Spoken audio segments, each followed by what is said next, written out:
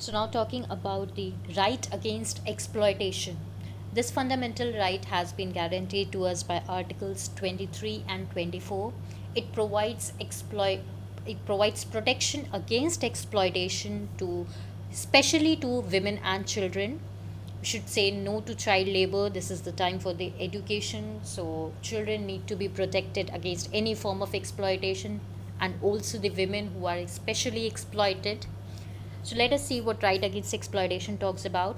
By Article 23, it says there should be prohibition of trafficking in human beings. Now, what is trafficking? Trafficking in human beings implies selling and buying of human beings. This is a practice which is quite a lot prevalent. Women are generally bought and sold for to indulge in many immoral purposes like prostitution and all. Then small children are also sold to be sold as laborers, as servants, as workers. So this practice of trafficking, buying and selling of human beings is strictly prohibited by Article 23. Article 23 also prevents any form of slavery has been abolished. It should not be in practice anywhere, so it completely prohibits slavery or any form of forced labor like begari system that used to exist earlier. So begari, slavery, any form of forced labor is strictly prohibited by Article 23 to prevent the exploitation of human beings. And trafficking or the selling of human beings is also strictly prohibited by Article 23 to prevent the exploitation of human beings. Article 24, it prohibits employment of children below the age of 14 in factories, in mines, or any hazardous, dangerous, occupation. That is why we see that we have also been provided with the right to education, that children till the age of 14 should be provided with free and compulsory education in state sponsored schools, so as to ensure that children are protected against exploitation. They should not be employed for working in any of these hazardous or any such occupations. So, if you're below the age of 14, you should be aware that you cannot be made to work in any of such factories, mines, or any exploitative occupations you cannot be involved in. So that is how the right against exploitation protects the women, especially the women and children, from the exploitation. Then talking about the right to freedom of religion, which covers Article 25 to 28. You have been given the right to choose your own religion, right to freedom of religion. You can choose any religion of your choice, the religion you have faith in. You can choose any religion of your choice, or you can switch from one religion to another religion if you believe so. So the state has no interference. There is no compulsion on you to follow a particular religion only, or that you cannot change to any other religion at any point of time. You have the freedom to choose the religion of your own choice, to propagate it, to practice it. It is your choice. If you choose not to be a part of any religious institution, then you can even choose to be that. So this right to religious freedom covers Article 25 to 28. The Article 25 says that you have the freedom to profess, to practice, and to propagate any religion. Whatever religious you have faith in, you can practice that, you can profess, you can propagate, tell people about it. You cannot force someone, but obviously you can propagate, tell about your religion, practice your religious, whatever rituals and ceremonies are there. So you have the right. You can freely go on to practice your own religion. Nobody is going to, put any restriction on that. You can practice your religion and propagate it. Then Article 26, freedom to manage religious affairs. For that purpose, you can get a temple built. You can set up any religious institution, any charitable institution for the purpose of promoting your, religion, for the purpose of, even making people aware of your religion, propagating it, for practicing it, for managing the charity things and all. So you have been given the right. Okay, you can work for the propagation of your religion. You can manage their affairs freely, no matter what religion you believe in. And then Article 27 says you have the freedom not to pay taxes for the promotion of any particular religion. You can never be forced by any religion to pay taxes for that. You have faith in one religion, the other one says no, you have to pay taxes for it. Or even if your religion cannot force you to pay taxes for any this particular religion. Taxes are something that are imposed by the government, but as for religion, that's a matter of choice. If you want to make some donation, charity, you can do that, but you cannot be forced by any religion to pay taxes for that particular religion you don't want to be a part of. You cannot be forced to do that. Then Article 28, Part 1 says that no religious instructions are to be given in government educational institution. So if there is any government school or government college, it cannot forcefully give any religious instruction. Not that you are going to be started being taught Vedas. No, you cannot do that. You cannot go and start teaching students Quran or Bible or that. No forceful no religious instructions can be given in these state government colleges or these schools. No, you can't be forced. What if, because people from all backgrounds come, people of different faith come. So the person of other faith might not be interested in the religious instruction. So why should he be forced to listen to it? So in no government institution can this be done, that they cannot be imparting any religious instruction. When you are being taught, this rise of Islam, rise of Christianity, or Vedas and Jainism, Buddhism, here you are not being given any religious instruction. You are just being taught, given knowledge or information about how these things came up. So that is not a religious instruction. But if, say, you are being properly taught any religious book and you are taught to follow those instructions only, that is instruction. Okay, that is different from the things that you are taught in history. So other day, if you are being taught Jainism and Buddhism, don't say that it is a religious instruction. No, you are just being made aware of different religions, but you are not being granted any religious instruction.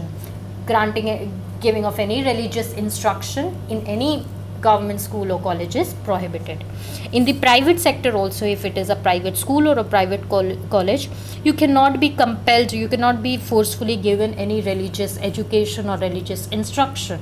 It cannot be against your will that you are forced to hear to any religious instruction. No, it is your choice. You want to, if you are aware, okay, in this particular private school they grant us this religious education, if you want to be a part of it, you can. If you do not, you don't be. You cannot be forced to take any religious instruction. So you have this right to freedom to follow the religion of your own choice, practice it, propagate it without harming anyone. You can have your own faith and believe in that, and accordingly propagate it. So that is what right to religious freedom implies. Then talking about cultural and educational rights, these cover the Article 29 and 30. Article 29 says that any community which has a language and a script of its own has the right to conserve and develop it. So this cultural right basically says that that if there are small tribes, scheduled tribes and all we have in these backward areas, in Jharkhand and all, even today in Andamans and all, they are very small tribes which speak very different language which we are not aware of, only they people know. They have their own traditions, their own customs, so they have the right to protect and preserve it. You cannot be forced that no, they have to learn this English language or Hindi mainstream languages, they have to adopt to our ways. No, they can continue. In order to protect these local cultures, they can protect their language and script and their customs. They have the right to conserve it and develop it. They can also, that they cannot be denied, these people belonging to these different culture and tradition, they cannot be denied admission in any educational institute and all. You cannot discriminate, okay, this person comes from this particular tribe, cannot be a part of this. No, they can conserve, protect their language script also, and as well they can become a part of our language, mainstream language and culture as well. These are cultural right to protect the diverse culture of our country.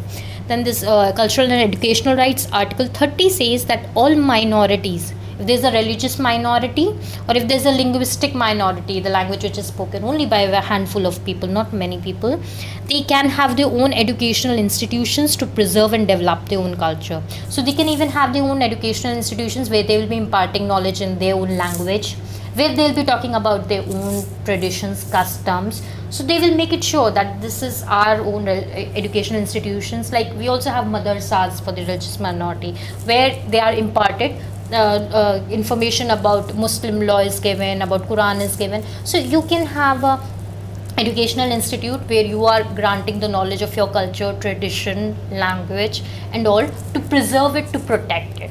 So if you have made it open, everyone knows. If you want to be a part of it, you can go and be part of it, you cannot be forced to become a part of it. So in order to protect and preserve the culture, tradition, culture, this cultural and educational right has been given, by which any community can has a right to conserve and protect its language, culture, script, tradition, and have its own educational institution to preserve and to transmit their culture from generation to generations.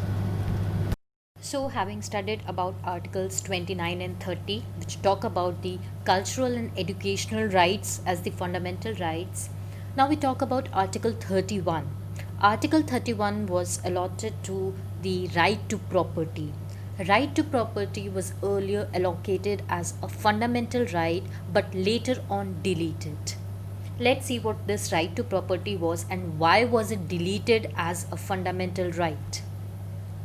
We see that Article 31 of the Constitution earlier, it gave the citizens of India the right to property, which is it gave the citizens of India the right to purchase, hold, dispose of, that is to sell the movable as well as immovable property.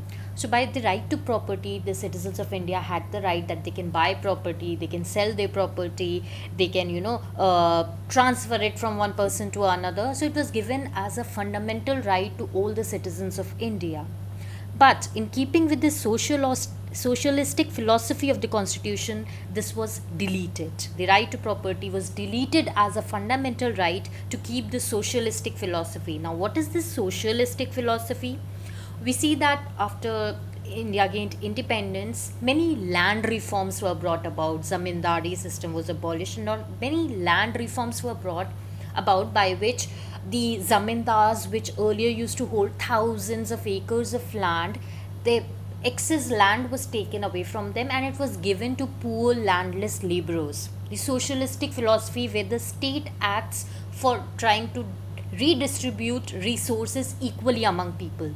So, to bridge the gap between the people who had almost the entire 90% of the land under their control against the laborers who did not have any land under their control, this land reforms were introduced, by which many acres of lands of the rich landlords, the rich zamindars, were taken away by the Zamindari Act, and they were given to under the Sealing Act, and they were given to the landless farmers, landless laborers, and all. So, to ensure that this right to property was removed as a fundamental right, because had it remained a fundamental right, the zamindars would never have let their land go away through any reform. These land reforms could not have been introduced had this right to property remained as a fundamental right. So, to bring about these laws which will work in the interest of the public, this right to property was deleted as a fundamental right by the 44th Amendment Act of 1978, and it was made a legal right, so as to say that your property remains safe with you, that nobody can illegally take control over your property, nobody is going to snatch away your property, all your rights will be protected, but it will be a constitutional right, a legal right, not a fundamental right, so as to let the options open for the government to introduce reforms or such policies that can work for the upliftment of the poor people and in the interests of the people. So we see that earlier the right to property was a fundamental right, but later on, to keep the socialistic philosophy of the constitution, to ensure the welfare of all the segments of the society, the right to property was deleted. By which act? By the 44th Amendment Act of 1978, and it was made a legal right now under Article 300A. So we know that Article 31, that is right to property, is no more a fundamental right. So right after the Articles 29, 30, cultural and educational rights, we will come to Article 32, which talks about our fundamental right, the right to constitutional remedies. Now, this right to constitutional remedies is the most important fundamental right. Of all the fundamental rights, we see that this is the most important. And it has been rightfully called by B.R. Ambedkar the very heart and soul of Indian Constitution. This right is the very heart and soul of our Indian Constitution. Now, why so? Because it is this fundamental right, right to constitutional remedies, which ensures that we get all other fundamental rights. The right to constitutional remedies, it empowers the citizens to move a court of law in case any of their fundamental rights are denied to them. So if in case you are not being provided with any of your fundamental right, you are deprived of that, you are abridged, or you are denied your fundamental rights by state or by anyone, in that case this fundamental right to constitutional remedies, empowers you that you can go to the court and ask for your fundamental rights to be provided to you. You can by no way be deprived of your fundamental rights. It is the right to constitutional remedies which ensure that you can go to the court in case your fundamental rights are being taken away from you. This makes this fundamental right the most important, because this is the fundamental right which is guaranteeing you all other fundamental rights. Had this right not been there, the other fundamental rights would have been pointless. What if they are being given to you, but what if the state forcefully misusing its power takes away your fundamental right? What could you have done? But this right to constitutional remedies, it ensures that you can go to the court if any of your fundamental right is being taken away from you or you are deprived from it. Let me see that how does this happen. You go to the court has been given certain special powers to protect your fundamental rights. So the court can issue writs, and we'll be studying what a writ is, and these are the 5 kinds of writs that a court can issue in order to protect your fundamental rights: habeas corpus, mandamus, prohibition, quo warranto, and certiorari. Talking about writ, under this Article 32, which gives you the fundamental right to constitutional remedies, the Supreme Court and the High Court, they have been given the power to issue writs. Now, what is this writ that these courts can issue? A writ is a formal written order which is again issued by it can be issued only either by the Supreme Court or the High Courts. So it is a formal written order issued by the Supreme Court or High Court to provide legal remedies, legal help to individuals who are otherwise not protected by ordinary laws. So suppose if your fundamental right is being taken away in some manner and there are no laws which can protect you, in that case you can go to either to a Supreme Court or a High Court, whereby issuing these writs they can protect your fundamental rights. So these writs can only be issued by the Supreme Court or the High Court, and they are to safeguard your fundamental rights. So the 5 types of writ that we'll be talking about, these writs, they are actually Latin terms, so they are slightly difficult. Please pay attention to the spellings and learn them carefully. The first writ is habeas corpus, which means you may have the body.